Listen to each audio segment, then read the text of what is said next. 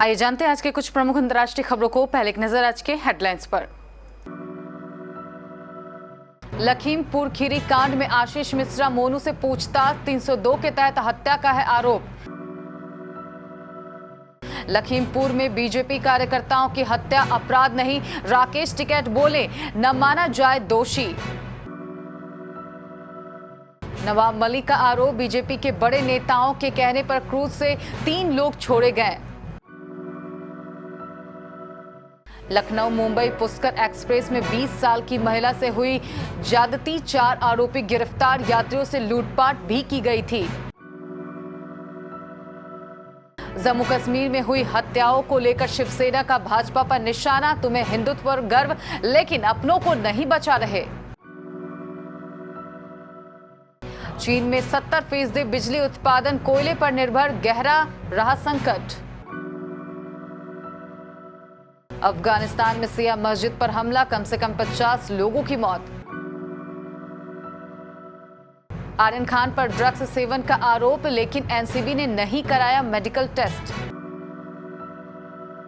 और शोएब मकसूद हुए T20 world cup से बाहर, शोएब मलिक को मिली पाकिस्तान टीम में जगह।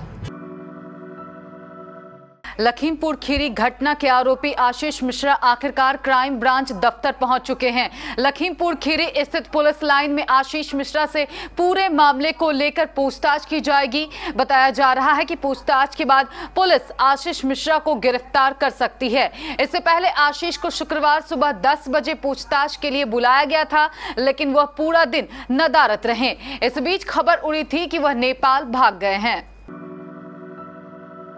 भारतीय किसान यूनियन के राष्ट्रीय प्रवक्ता राकेश टिकैत ने कहा कि लखीमपुर खीरी हिंसा के दौरान भाजपा कार्यकर्ताओं की लिंचिंग को वो गलत नहीं मानते। उन्होंने कहा कि वो एक्शन का रिएक्शन था, उसके पीछे कोई साजिश नहीं थी, इसलिए हम उसे गलत नहीं मानते हैं।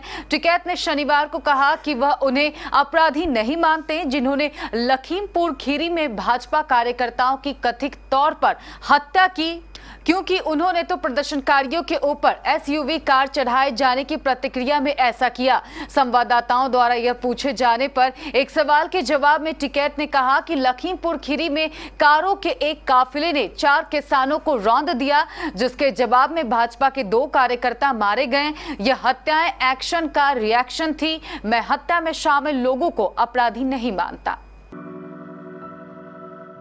मुंबई रेप पार्टी मामले में एक बार फिर राष्ट्रवादी कांग्रेस पार्टी नेता नवाब मलिक मीडिया के सामने आए और एनसीबी पर कई गंभीर आरोप लगाए। महाराष्ट्र सरकार में मंत्री मलिक ने शनिवार को कहा कि एनसीबी ने टारगेट करके क्रूज पर छापा मारा और 1300 लोगों में से सिर्फ 11 लोगों को हिरासत में लिया था। इन्हें पकड़ने के बाद एनसीबी ऑफिस लाया गया और इसमें से आर्यन, अरबाज और मुनमुन समेत 8 लोगों को अपने पास रखते हुए बाकी 3 आरोपियों को जाने दिया गया।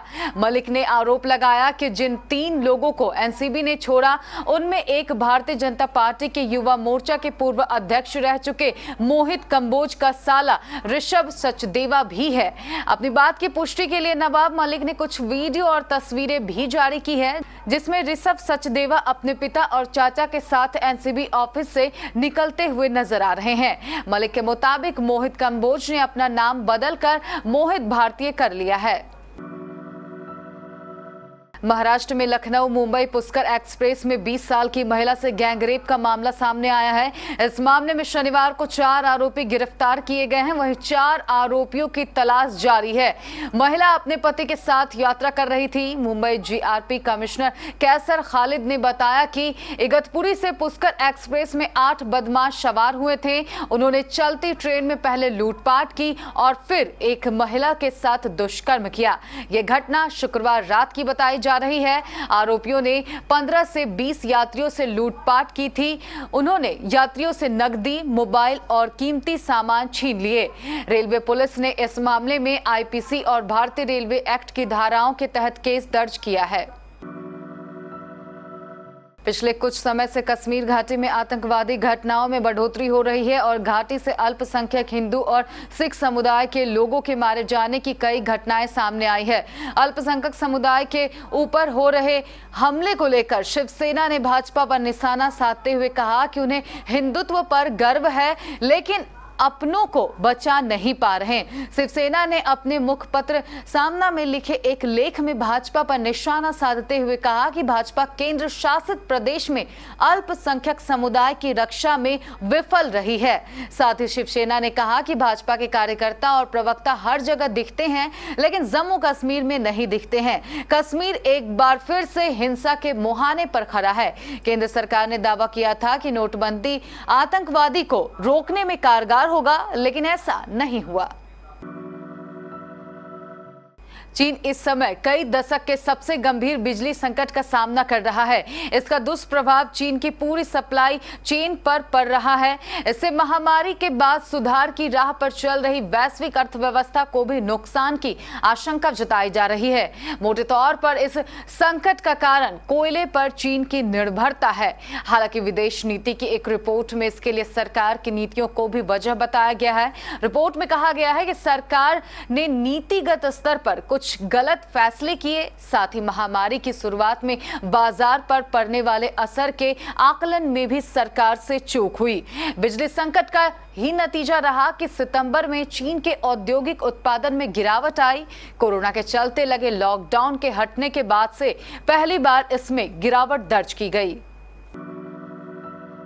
अफगानिस्तान के कुंदूज शहर के एक मस्जिद में शुक्रवार को एक आत्मघाती बम धमाका हुआ, जिसमें कम से कम 50 लोगों की मौत हुई है। अमेरिकी सेना के देश छोड़ने के बाद यह सबसे बड़ा हमला है। सिया मुस्लिम अल्पसंख्यक समुदाय की सैद आबाद मस्जिद में तितर बितर हुई लाशों को देखा जा सकता है। उत्तरी शहर में हुए इस धमाके में 100 से ज्यादा लोग जख्मी हुए हैं। इस्लामिक स्टेट ने इस हमले की जिम्मेदारी ली है। सिया मुसलमानों को निशाना बनाने के पीछे अक्सर सुन्नी मुस्लिम चरमपंथियों का हाथ माना जाता है। ड्रग्स केस में सुपरस्टार शाहरुख खान के बेटे आर्यन जेल में हैं। आर्यन को बेल दिलाने की उनके वकील सतीश मानशिंदे ने काफी कोशिश की थी, लेकिन एनसीबी की तरफ से पेश की गई मजबूत दलीलों को सुनने के बाद जज ने आर्यन खान को राहत नहीं दी। इस केस का एक नया पहलू सामने आया है। कोर्ट में सतीश मानशिंदे ने बताया कि एनसीबी ने आर्यन खान का ब्लड और यूरिन सैंपल नहीं लिया, जबकि रेप पार्टीज पर रेड मारने के बाद आरोपी का सैंपल लिया जाता है। वकील मानशिंदे ने कोर्ट में मैजिस्ट्रेट को बताया कि आर्यन खान ने ड्रग्स को लेकर अपना ब्लड टेस्ट देने का प्रस्ताव दिया था, लेकिन एनसीबी के अधिकारियों ने सैंपल लेने से मना कर दिया। आर्यन खान को इंटरनेशनल क्रूज शिप पर एनसीबी के अधिकारियों ने उनके दोस्त अरबाज मर्चेंट के साथ पकड़ा था। एनसीबी ने क्यों आर्यन का ब्लड सैंपल नहीं लिया, ये बात अभी लीगल एक्सपर्ट्स और अधिकारियों को हैरान कर रही है, जो ऐसी कई ड्रग्स पार्टियों का भांडाफोड़ कर चुके हैं। 17 अक्टूबर से शुरू हो रहे टी20 विश्व कप के घमासान से पहले पाकिस्तान की टीम को बड़ा झटका लगा है। टीम के बल्लेबाज शोएब मकसूद पीठ की इंजरी के चलते इस टूर्नामेंट से बाहर हो गए हैं। उनकी जगह अब अनुभवी बल्लेबाज शोएब मलिक को टीम में शामिल किया गया है। पाकिस्तान को अपना पहला मैच 24 अक्टूबर को भारत के खिलाफ खेलना है। पाकिस्तान ने शुक्रवार को अपनी वर्ल्ड कप की टीम में 3 बदलाव करते हुए पूर्व कप्तान सरफराज अहमद, विस्फोटक बल्लेबाज फखर जमा और हैदर अली को टीम में जोड़ा है।